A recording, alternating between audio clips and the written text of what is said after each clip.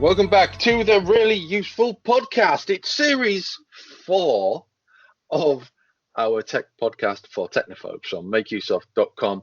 My name is Christian Colley, and with me this week is Megan Ellis. Hey, Megan. I'm good, thanks, and you? Yeah, I'm great, thanks. It's the back end of the summer. We have taken a summer break from the podcast, and we're back this week with a back-to-school special to give you some tips and tricks for preparing and heading off to college or university. Megan, what was the world like when you went to college?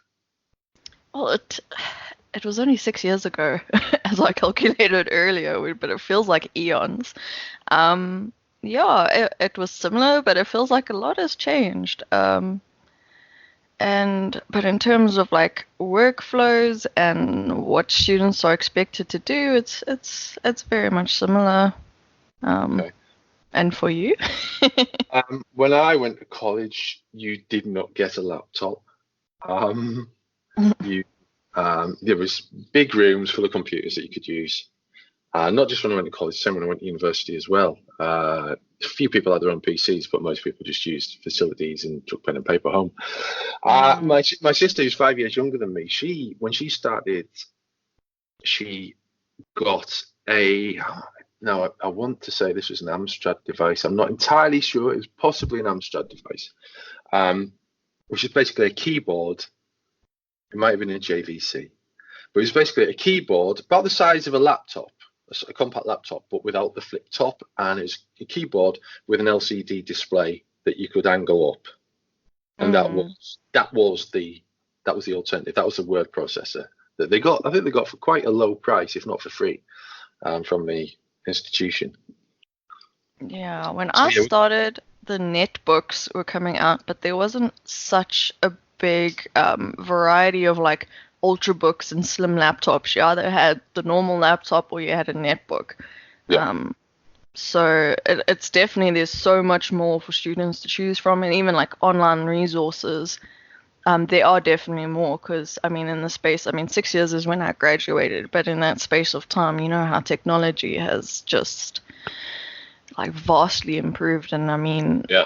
Note-taking abilities, even on your phone now, are so much more capable.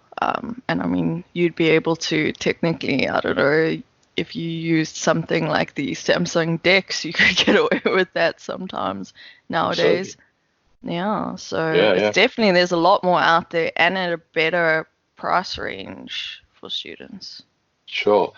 So with that in mind, we're going to be looking at today the best laptops you can get for under £400, which includes cheap Linux laptops as well, because when we talk about word processing and programming, particularly on spreadsheets, you probably don't need to be operating system specific. You can be quite agnostic about it. We'll be looking at some websites for students, some computer chairs, and the best Windows apps for students. Let's get started with this collection of laptops, because most kids are going to head off saying they need a new laptop or tablet or similar or hybrid. And in many cases, that's true. Regardless of the case, the situation, perhaps it's not a great idea to be spending hundreds and hundreds and hundreds and hundreds and hundreds or even thousands of dollars on a laptop when there are cheaper, more affordable alternatives. There's just some of the ones that have come to light. Our colleague Mia Patkar has rounded up the best options for 2019. The Surface Go is, on paper, a good option, but he declares that it's not a proper laptop. Now, I would say that it isn't a great option because you have to pay another $100 on top of the $399 for a keyboard. So it's a $500 laptop essentially, and I think that's really going to rule it out because it's more than it pretends to be, basically. Yeah. Having used the Surface Pro, the on-screen keyboard's pretty good, but for a device like that, I think you really do need the real keyboard, the physical keyboard. So there's good reason to skip it. So all the options are the Acer Aspire E15, which is under $400. It's around $309.99 at the time of recording.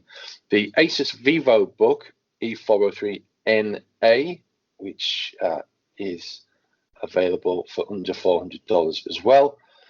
The Dell Inspiron 11 3000 is a flip laptop, so it will basically flip over sort of nearly 360 degrees. That's $409.99. The Asus Transformer Mini T103 is very, it's a mini tablet. It's very Surface-like, so that's $379. So that might be a smarter option for you. The Chromebook Spin 11 is obviously it's a Chromebook, so it's running the Chrome OS rather than Windows, and that's another one that's convertible that you can flip the lid right back on. Now I've for a long time been a fan of affordable cheap laptops, and I'm glad to say that in this list there is nothing from Lenovo, because I bought a cheap laptop from Lenovo and things didn't go well. It eventually broke at the hinge, and there were security issues with all Lenovo hardware at the time of purchase. So I think it's reassuring to see that there's nothing from Lenovo in there. Are you familiar with any of these devices, Megan? I haven't really had personal experience with many of these devices. I upgraded to a laptop about my current laptop about 2 years ago, so I haven't really been in the laptop market. But I mean, definitely in terms of affordability and looking at specs, personally, if I had to look at the specs, the most appealing would be the Acer Aspire E15.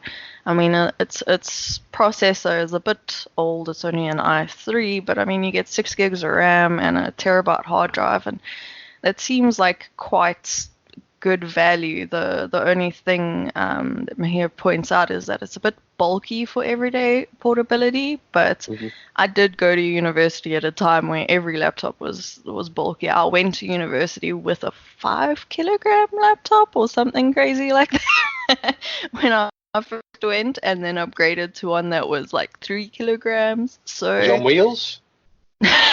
You'd think so. So this is definitely for a student. I think it's good value. I mean, some people do want a lighter thing, like the VivoBook looks quite light. Other people really enjoy the whole flip laptop. I personally would rather put more money into specs than like these features, like being able to flip them or detachable tablet with stylus, that kind of thing. Yeah. Overall, these tablets are Celerons and Atoms and old mobile pension processors. It's only the Acer Aspire E15, which you just mentioned, which is an i3. Yeah, I'm not sure which one I would go for. I'm not sure which one I would choose, but I would be more inclined to go for something that's lightweight, that I can just pick up and stick in my bag and quickly exit room A and head to room B or whatever.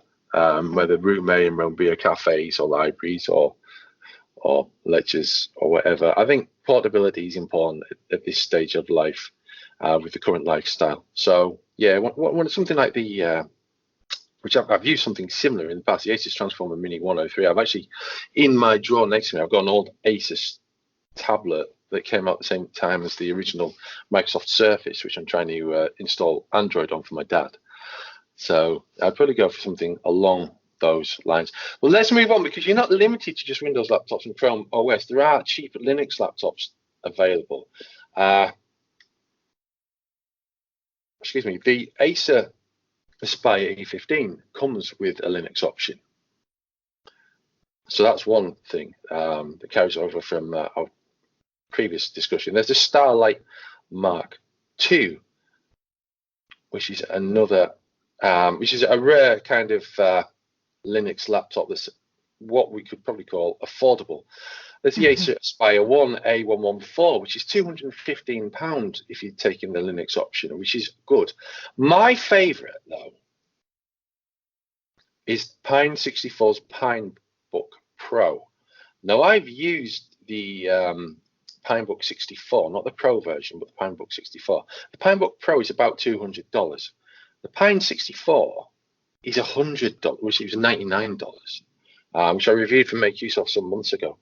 And while the keyboard was a little bit uncomfortable to start with, the You wouldn't have known you were using an ARM Linux device for basic tasks of word processing, browsing, email, spreadsheets, coding, image editing. All those apps are present and correct to install or they're pre-installed. You can expand the onboard storage. It's only come to 4 GB RAM. But the fact that this gadget, this piece of kit, was basically the biggest component was the display. There's a tiny ARM computer inside it, more powerful than a Raspberry Pi, but along similar sort of lines, somewhere between a Raspberry Pi and maybe an Android tablet, perhaps, in terms of the actual hardware itself. For $100 or $200 for the Pro version, I don't think you can go wrong with either of those, really. Yeah, I definitely see it's lightweight too. It's only 1.2 kilograms. Yeah. Equipped with 4 gigs of RAM. It's very good price for around 200. Absolutely. Yeah, I mean, I was totally blown away by it. I mean, he doesn't have a touchscreen or anything like that, but in terms of having a laptop that's lightweight, you can put in your bag and get out and do work on. You're not going to be playing many games, although there are games that you would be able to run on. In fact, I seem to recall I installed FreeCiv, so there's that. But for an affordable laptop, you can't go wrong for $100 on a Linux laptop that actually works and does everything that you need to do in terms of college and university work. I mean, if you're going into the arts and you're planning on heavy image editing or video editing, then it's not the option for you. But for everything else, yeah, you can get away with it. Let's move on, Megan, to some websites. Because there are websites that students should know about. And when I was a student, there weren't any websites that you should know about, other than Alta Vista and Excite, and you kind of went there. During the war.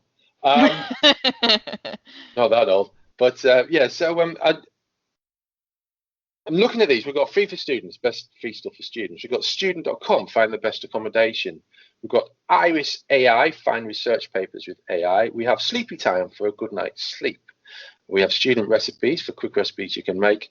Cheatography, cheat sheets and Cheatography, cheat sheets and quick references, inadvertent tongue twister. Student Rate, grab the best deals and discounts. Brainly, seek answers from the community.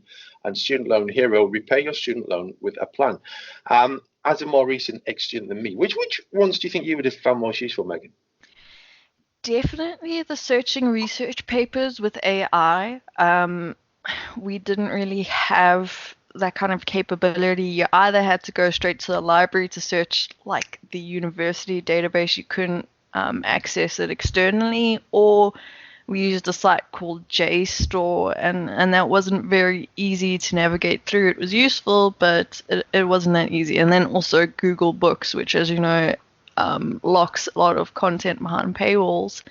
So definitely the Iris AI, that's great, because you always need references, and especially as you go on further in your degree or your postgraduate stuff, you need research papers and proper research, and you definitely can't be quoting Wikipedia. So that would be great. Student.com, I imagine, is useful if you're in like an urban area, you're not staying in a university residence. Where I went to university, it was a university town, so there were specific student residences. But I think if you go in an urban area, that's a great thing. Student recipes, I mean, I was fine, but I know of a few guys who got scurvy while in university. Yeah. So I think if you've never learned how to cook, this is a good way to get some easy recipes you can make and not get scurvy. Pirates? Were they? Were they pirates? No, you'd think so, but apparently all they ate were potatoes and meat and beer, and they all got scurvy from doing that. And then cheatography looks pretty cool. I used to use it during school. Actually, there was a really good site that aggregated notes on like novels and stuff. So when I was studying for my final exams in school, I was able to access these notes, and like it was just a nice summary, and to explore themes that maybe the teacher had missed in class or whatever. And that was great. So I imagine Cheatography is similar in that way, in that it has notes on a bunch of things, more than just English novels. And then Brainly, because Googling questions don't always yield great answers. I always get like Yahoo Answers, which I'm pretty sure has been like retired. And then there's Quora, which a lot of people just spam with like advertising links. So a student-focused question answer platform can definitely be useful for people looking for real answers and not people just promoting their books or something. I think from this list, probably the best, I think what might prove to be the most useful of these might be student.com to find the best accommodation. Certainly when I went to university briefly around 22 years ago. I went to university briefly twice, and I decided that being around people drinking a lot wasn't really for me. But the actual process of moving was really difficult, and finding somewhere to live was basically walking into an office and looking at notes on the wall. And it was really, really awful way of going about it. So having something that you can check from the comfort of your own home, or wherever, the comfort of wherever you want to be, like on student.com, I think that's probably a better option. Now, I'm not saying that it's perfect. I think the housing marketplace for students is a massive sort of industry or sub-industry in housing, so it's very difficult to make the right decision. So having as much information as possible at your fingertips is probably a massive advantage that could potentially save money in the long term. And it's definitely good for the price comparison, to get a preview of the places, that kind of thing. I think the only limitation is that it's limited to certain countries and certain cities within those countries. So I see it lists South Africa here, but it doesn't have Cape Town, which is a bit strange because we've got quite a big student housing thing here, industry here, and several universities located in close proximity. But if I see maybe United States, for example, okay, there's a lot more. Yeah. Let's choose somewhere a bit smaller, like Salem. I assume Salem's smaller, yeah. So then there's only one room, so it is a bit limited. I think more providers essentially need to get online. But I think if you're in a bigger area with a thriving student housing market, I think it will definitely help. No doubt. Let's move on. We're going to take a look at computer chairs. Now, I haven't bought a chair in some years now, due to being quite flexible in where I work, which is usually switches between the kitchen table and a cafe. I'm one of those people that works in cafes that other writers either want to be or absolutely hate because they can't do it. I've actually got there's a fellow writer who lives nearby who's kind of well known in the industry, and he absolutely hates people who can work in coffee shops and spends endless hours taking the piss out of them on Facebook or Twitter. Not because he genuinely hates them, but because he can't do it. Yeah, I can't do it either. It seems like a great way to be productive, but I get headaches very quickly from having my laptop too low. And like maybe a few years ago, it would have been fine. But yeah, nowadays I have to have a standing desk set up and perfect eye alignment.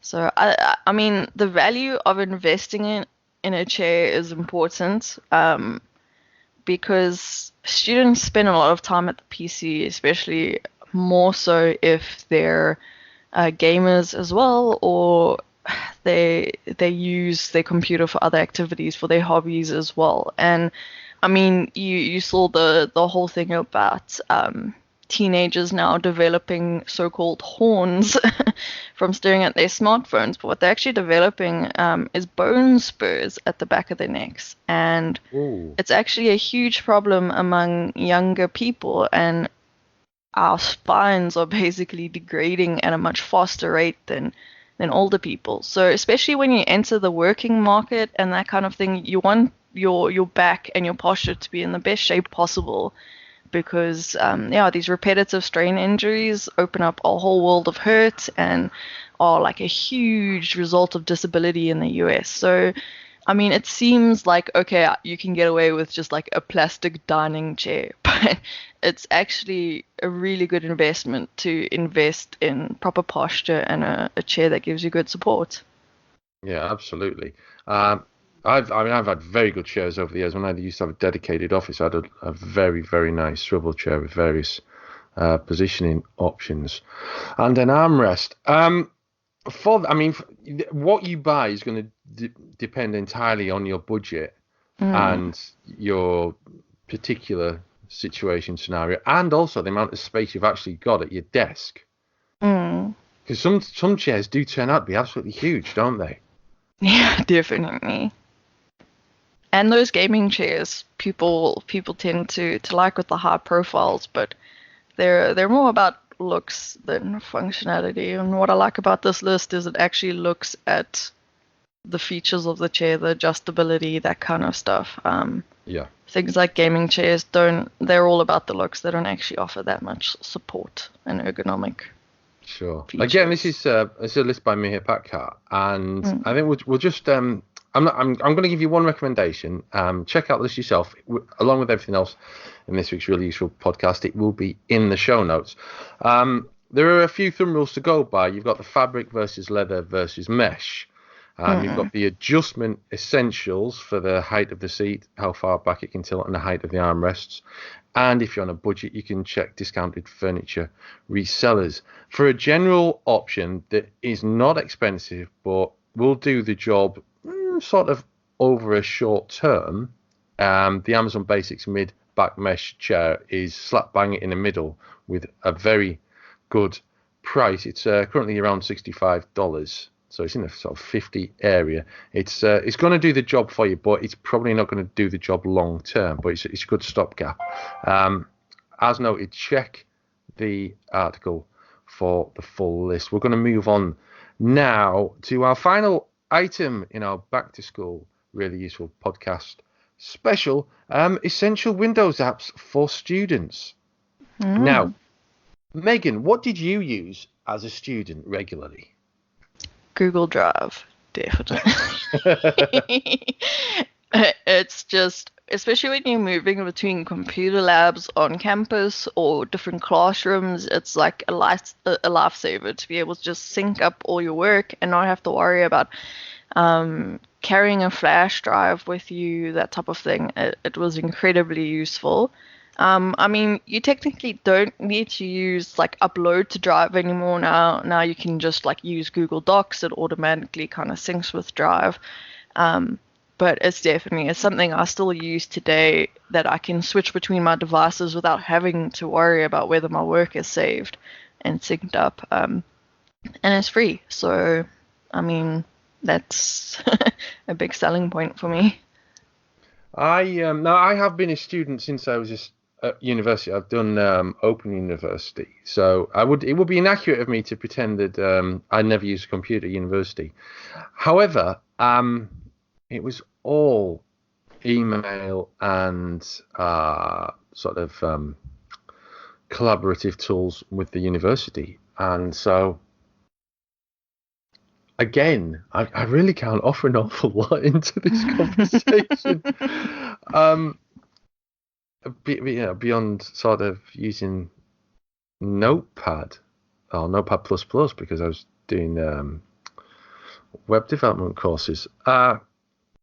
So I'm going to go through this list by Rahul Saigal, 9 essential Windows apps for students. And it starts off with OneNote, which I do feel that OneNote is possibly getting a little bit too bulky these days. In terms of, if you have a OneNote, and you add everything into it, you end up with this huge, vast collection that needs quite a bit of maintenance. So, yeah, I mean, it's a good option. I think maybe you need to be careful how you use it, though, before it does become unwieldy. Google Drive, as Megan mentions, for many, many great reasons. Anki flashcards, old school learning technique. My Homework handy student planner. Everyone needs to plan what they're doing. I use Google Calendar for planning. Wolfram Alpha, research facts and figures.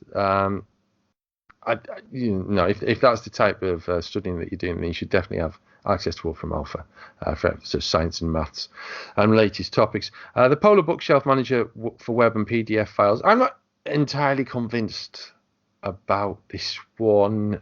Again, I haven't been a student for a long time. I'm not 100% certain that it's really the best use of space on a computer for managing documents. I think maybe you can get away with not using it. The Zotero Personal Research Assistant is another option. Grammarly, I'm not a big fan of Grammarly either. Really? I've used Grammarly to help edit a book a few years ago, and it was really, really did not do a good job. So there is every chance that they've improved the software over the years. But I do have a problem with Grammarly because of that incident. We're talking like quite a lot of words and expecting quite a lot of editing. I ended up having to pay someone to edit it, which wasn't ideal. And write your assignments with Confident. It's a good kind of it's kind of a live checker on what you're writing, give you the best way of phrasing things, best words to use. So it combines various thesaurus, dictionary tools, reference tools, and helps you end up with something that's. I think one of the most important things about writing with confidence, and writing in general, but writing with confidence, is coming across as confident and not nervy, not falling into the trap of over complicating things and over explaining things. Yeah, and I like that it has the tips for improving your writing. So it's not just about grammatical correctness. It's about things like, are you using too many of the same words? It helps give you synonyms in context, which I like, because a lot of students don't get coached on how to write essays. So I mean, I was studying journalism, and the first thing they did was talk about writing, and not reusing same phrases, not using cliches, that type of thing. But that was specifically what my degree was oriented around. So people just writing essays in other kinds of fields, even other humanities degrees, didn't get this type of feedback until it was too late when they're getting marked down on their essays. So I think it's definitely helpful in just improving your writing, because it's not just about laying out facts. Lecturers will mark you down on their own personal nuances and things like whether you're using too many of the same phrases, that kind of thing. So I definitely think that can help make people more confident in their writing skills. Yeah, absolutely. So yeah, I'm inclined to edge towards that as the most important of these apps. But again, you can check the full list in our show notes. We are the Really Useful Podcast from makeuseof.com. We're the tech podcast for technophobes. If you found anything useful, or you know someone that would find what we've been discussing useful, let them know. Give them a copy of this podcast. Tell them where to find it. You'll find us on iTunes, Stitcher.com, Transistor FM, and pretty much anywhere you can find podcasts online. We'll be back next week, and we're here for a full run through to the end of November, where we will finish off with a seasonal special from Megan Ellis and myself, Christian Cawley. That's all for this time. As ever, check the show notes for everything we've discussed this week, and we'll see you again next time. Until then, it's goodbye. Bye.